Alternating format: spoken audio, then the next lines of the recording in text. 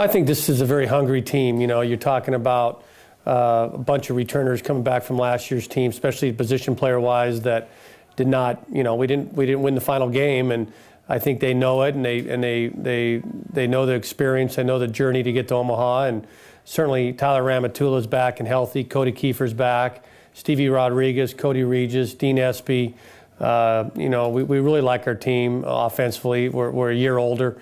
Pitching-wise, you know, you still got the front-end guys with Garrett, Cole, and Trevor Bauer. Adam Plutko will be our Sunday guy.